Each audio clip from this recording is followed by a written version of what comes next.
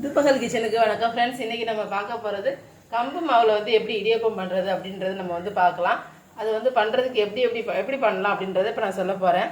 So கம்பு மாவு ஒரு சின்ன டம்ளரில் 2 டம்ளர் அளவுக்கு எடுத்துட்டேன். அது கூட நான் வந்து என்ன பண்ண போகிறேன் அப்படின்னா, தேவையான அளவுக்கு லைட்டாக பவுடர் சால்ட்டை வந்து போட்டுட்டேன். அது கூடவே கையில் வந்து எப்போவுமே கொஞ்சம் லைட்டாக நல்லெண்ணெய் நம்ம தேய்ச்சிக்கிட்டோம் அப்படின்னா ஒட்டாமல் இருக்கும். அதனால் மாவில் லைட்டாக நல்லெண்ணெயை கொஞ்சம் தெளித்து விட போகிறேன். பக்கத்துலேயே தண்ணியை வந்து நல்லா பாயில் பண்ணி வச்சுருக்கேன், ஹாட் வாட்டர் வச்சுருக்கேன். ஸோ அதையும் அதில் ஊற்ற போகிறேன். லைட்டாக நல்லெண்ணெய், அதிகமாக ஊற்றல, லைட்டாக நல்லெண்ணெய் ஊற்றி அது கூட தட்டிக்கிட்டேன். இப்போ இது கூடவே நான் சூடு பண்ணி வச்சுருக்கிறேன் ஹாட் வாட்டரையும் எடுத்து அதில் வந்து கொஞ்சம் கொஞ்சமாக ஊற்ற போகிறேன். நிறையா ஊற்றக்கூடாது. நான் முன்னாடியே சொல்லியிருக்கேன், எப்போவுமே வந்து கொஞ்சம் கொஞ்சமாக நம்ம வந்து ஊற்றினோம்னா தான் அது வந்து கட்டிப்படாமல் அழகாக வரும்னு. ஸோ அதே மாதிரி கொஞ்சம் கொஞ்சமாக ஊற்ற போகிறோம்.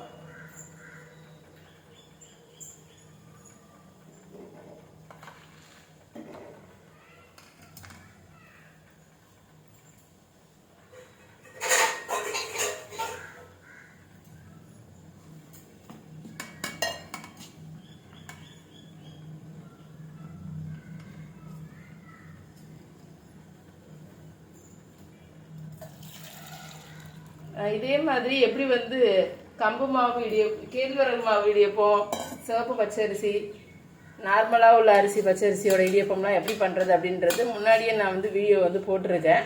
புதுசாக இப்போ தான் பார்க்குறீங்க நீங்கள் என்னோடய வீடியோவோ அப்படின்னா நான் டிஸ்கிரிப்ஷனில் லிங்க் கொடுத்துருப்பேன். நீங்கள் போய் அதை வந்து பார்த்துக்கலாம் அது எப்படி பண்ணுறது அப்படின்னு. ஸோ இந்த கம்பு மாவு வந்து எப்படி பண்ணுறது அப்படின்னா, நான் சும்மா வந்து மாவை வந்து சும்மா கம்பு மட்டும் வாங்கிட்டு வந்து கடையில் அந்த கம்பை நல்லா அலசி, சும்மா ஒரு அலசி அலசினா போதும், நிறையாலாம் அலச வேண்டியதில்லை. சும்மா தண்ணியை ஊற்றி ஒரு அலசி அலசி நல்லா வெயிலில் காய வச்சதுக்கப்புறம் நல்லா வறுக்கணும். வறுக்கும் போது நம்மளுக்கு பாப்கார்ன் வந்து பண்ணும்போது எப்படி பொரிஞ்சு வருமோ அந்த அளவுக்கு அதில் வந்து பொரிஞ்சு வரும். லைட்டாக, ரொம்ப ஃபுல்லாக பொரியணும்னு தேவையில்லை, லைட்டாக பொரிஞ்சு வரும். பொரிஞ்சு வந்து அந்த ஹீட்டில் நம்ம அதை வந்து கொடுத்து நல்லா அரைச்சி மெஷினில் கொடுத்து அரைச்சி வாங்கிட்டு வந்து வச்சுக்கிறது. ஸோ நீங்கள் உங்களுக்கு மாவாக கிடச்சின்னா நீங்கள் மாவாக கூட வாங்கிக்கோங்க. நான் இந்த மாதிரி தான் எப்பயும் அதை வந்து பண்ணிக்கிறது. ஸோ அதில் பண்ணும்போது எனக்கு நல்லா வரும் கன்சிஸ்டன்சி. எனக்கு வந்து அரைக்கிறதுக்கு எப்போவுமே நல்லா வந்து நம்மளுக்கு அந்த நம்ம கிளறும் போதே பார்த்தோன்னா அந்த வாசம் வந்து கம்பு மாவோட வாசம் அவ்வளோ அழகாக சூப்பராக வரும். நீங்கள் ட்ரை பண்ணி பார்த்தீங்கன்னா உங்களுக்கும் நல்லா தெரியும். ஸோ இது வந்து உடம்பு சரியில்லாதவங்க தான் சாப்பிடணும் அப்படின்றதுலாம் கிடையாது. சின்ன குழந்தைங்கலேருந்து பெரியவங்க எல்லாருமே சாப்பிட்லாம். சாப்பிட்டோன்னா தான் நமக்கு வந்து ஹெல்த்தான ஒரு இது. ஏன்னா எப்போவுமே நமக்கு வந்து இப்போ இடியப்பம் அப்படின்னாவே பச்சரிசி மாவு, ஒயிட் கலரில் பச்சரிசி மாவில் செய்கிறது அப்படின்ற மாதிரி ஒரு மைண்ட் செட் ஆகிப்போச்சு. ஏன்னா ஒயிட் கலரில் இருந்தால் தான் இடியப்பம்ன்ற மாதிரி. ஸோ இந்த மாதிரி நம்ம மாற்றி பண்ணும்போது ஒரு நாளைக்கு கம்பு மாவுனா நமக்கு வந்து க்ரீன் கலரில் இருக்கும், கேழ்வரகு மாவுனா ப்ரௌன் கலரில் இருக்கும். ஸோ கலராகவும் இருக்கும். சோள மாவில் பண்ணும்போது எல்லோ கலரில் இருக்கும். அப்படி பண்ணும்போது எல்லா சத்தும் குழந்தைங்களுக்கு சேரும். ப்ளஸ் அவங்களுக்கும் கலராக இருக்கிறதுனால குழந்தைங்களுக்கு ஆசையாக வரும். அதனால் அவங்க வந்து நல்லா வந்து சாப்பிடுவாங்க. ஸோ அதுக்காக வேண்டி தான் நான் இந்த மாதிரியும் பண்ணோன்னா அந்த கலருக்கும் வந்து குழந்தைங்களுக்கு வந்து ஒரு அட்ராக்ட் ஆகும். ஸோ நம்ம சின்ன வயசுலேருந்தே பழகிட்டோம் அப்படின்னா அவங்க வந்து இப்படியெல்லாம் சாப்பிட்றதுக்கு வந்து யோசிக்க மாட்டாங்க, சாப்பிடுவாங்க. புதுசாக வந்து நம்ம கொடுக்குறோம் அப்படின்னா தான் அவங்களுக்கு சாப்பிட்றதுக்கு வந்து டிஃப்ரெண்ட்டாக தெரியும். ஏன்னா புதுசாக இப்படி ஒன்று கொடுக்குறாங்க, நாங்கள் அந்த ஒயிட்லேயே சாப்பிட்டு பழகிட்டோம், எங்களுக்கு இதெல்லாம் வேண்டான்ற மாதிரி சொல்லுவாங்க. நம்ம இந்த மாதிரி எப்போவுமே கலராக கொடுத்து பழகிட்டோம் அப்படின்னா அவங்க வந்து இது வந்து ஒவ்வொரு கலர்லேயும் ஒரு ஹெல்த் இருக்குது, நமக்கு சத்து இருக்குது அப்படின்றது நமக்கு தெரியும். ஸோ குழந்தைங்களுக்கு தெரியாது. ஸோ நம்ம இந்த மாதிரி ஒவ்வொரு கலர்லேயும் ஒரு நாளைக்கு நம்ம வந்து செஞ்சு கொடுக்கும்போது நல்லது. டெய்லி இட்லியே காலையில் போடாமல் ஒரு நாளைக்கு இடியப்பம். ஏன்னா இடியப்பம் வந்து ரொம்ப ஈஸியாக சீக்கிரமாக வரணும். நிறையா பேர் புளியறதுக்கு கஷ்டமாக இருக்கும் அப்படின்றதுனால தான் நிறைய பேர் வந்து இடியப்பத்தை வந்து அவாய்ட் பண்ணுவாங்க. பட் நீங்கள் இந்த மாதிரி பண்ணும்போது ரொம்ப ஈஸியாக புளியலாம். உங்களுக்கு புளியறதுக்கு கஷ்டமே இருக்காது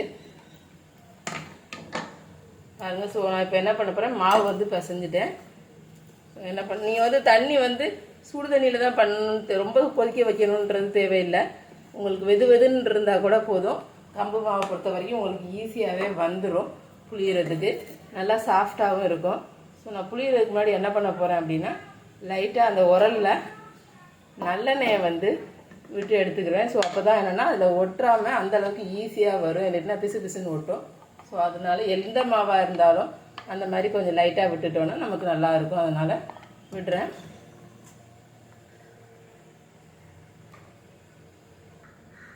ஸோ மாவை எடுத்து நம்ம நீங்கள் ரொம்ப சூடாக இருக்கையில் பண்ணுறதுக்கு வந்து கை பொறுக்கலை சூடு அப்படின்னா கொஞ்சம் லைட்டாக ஆறுனதுக்கப்புறம் கூட பண்ணுங்கள். ஏன்னா நான் வந்து எப்படியா இருந்தாலும் 2 ஈடாக பண்ணும்போது அது ஆற தான் செய்யும். ஆறுனதுக்கப்புறம் மறுபடியும் எடுத்து நான் பண்ண தான் செய்வேன். அது ஈஸியாக வரதான் செய்யும். அதனால தான் சொல்கிறேன். ஸோ இதை எடுத்துகிட்டு நீங்கள் புழிஞ்சு பாருங்கள், அவ்வளோ சாஃப்டாக ஸ்மூத்தாக சூப்பராக வரும்.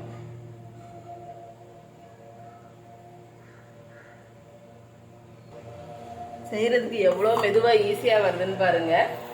ஒரு இது நான் பண்ணுறேன், இன்னொன்று வந்து என் பையனை பண்ண சொல்கிறேன். குழந்தைங்க கிட்டத்தட்ட 5 வயசு குழந்தைங்க பண்ணால் கூட அது வந்து ஈஸியாக பண்ணலாம். அந்த அளவுக்கு அது மெதுவாக தான் இருக்கும். ஸோ நான் உங்களுக்கு வந்து செஞ்சு காமிக்கிறேன் பாருங்கள். இங்கே பாருங்கள், சின்ன குழந்தை பண்ணால் கூட அந்த அளவுக்கு மெதுவாக வருது. பையன் தான் இப்போ பண்ணுறான் பாருங்கள். இந்த டிஃப்ரென்ஸ் வந்து நல்லா தெரியுது பாருங்கள், எந்த அளவுக்கு மெதுவாக அழகாக இருக்கும். குழந்தைங்க வந்து பண்ண முடியுதுன்னு பார்த்துக்கோங்க. போதும், 2 இதுவும் ரெடி ஆகிடுச்சு. ஸோ புளிஞ்சாச்சு. இப்போ நம்ம வந்து அடுப்பில் வந்து வைக்கலாம். வச்சு ஒரு 10 மினிட்ஸ் வெயிட் பண்ணி பார்க்கலாம். வெயிட் பண்ணி பார்த்துட்டு வந்து நம்ம வந்து இறக்கிடலாம். இட்லி பாத்திரத்தில் தான் வச்சுருக்கேன் நான். வச்சு க்ளோஸ் பண்ணி வச்சிடலாம். இப்போ நம்ம வெந்துருச்சான்னு பார்க்கலாம். 10 மினிட்ஸ் ஆயிடுச்சு. இங்கே பாருங்கள், கையில் தண்ணியை தொட்டுட்டு நல்லா பண்ணி பாருங்கள். ஒட்டவே இல்லை பாருங்கள், நல்லா எதுவுமே ஒட்டவே இல்லை. ஸோ இது நல்லா வெந்துருச்சு. இப்போ நம்ம ஆஃப் பண்ணிடலாம். ஆஃப் பண்ணிவிட்டு சாப்பிட்றதுக்கு எடுத்துக்கலாம் ஒரு ஹாட் பாக்ஸில் தனியாக. ஸோ எடுக்கிறதுக்கு நமக்கு எப்போவுமே தெரியும், லைட்டாக வந்து இட்லி துணியில் வந்து என்ன பண்ணுவோம்னா ஒட்டக்கூடாது அப்படின்றதுக்காக லைட்டாக தண்ணியை வந்து தெளித்து நம்ம வந்து எடுப்போம். அதே மாதிரியே எடுத்துடலாம். இட்லி எப்படி எடுப்போமோ அதே மாதிரி தான் இதுவும்.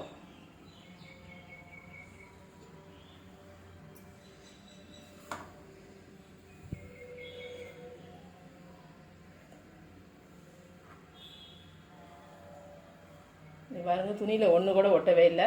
நம்ம தண்ணியை தெளித்து எடுத்தோன்னா அழகாக வந்துருச்சு. அதே மாதிரி அடுத்த இடியப்பத்தையும் எடுத்துடலாம்.